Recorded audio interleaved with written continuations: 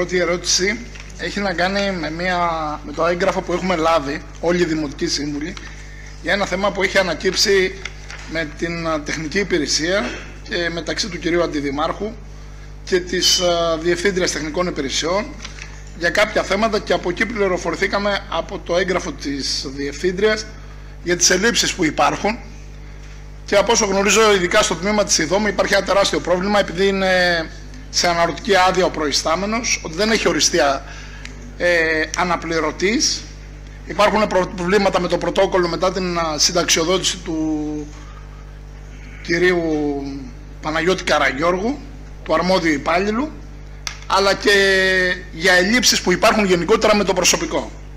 Σε αυτό σας είχα επισημάνει την προηγούμενη φορά ότι ο Δήμος αυτή τη στιγμή έχει τη δυνατότητα να απευθυνθεί στους δύο επόμενους μηχανικούς, οι οποίοι ήταν από τον τελευταίο διαγωνισμό που δεν είχαν αποδεχθεί οι προηγούμενοι, ενός αρχιτέκτον και ενός ηλεκτρολόγου μηχανικού. Και θα ήθελα επ' αυτού πρώτον να μου απαντήσετε πάνω στο έγγραφο της Διευθύντριας κατά πόσον αυτά στοιχειοθετούνται και αν έχουν διευθετηθεί κάποια από αυτά τα ζητήματα, και αν για τους υπαλλήλους αυτούς που σας είπα και την προηγούμενη φορά έχετε προβεί καθόλου στην γνωστοποίησή τους ότι ενδιαφερόμαστε. Να μην ασχολούμαστε μόνο με τα 1+1.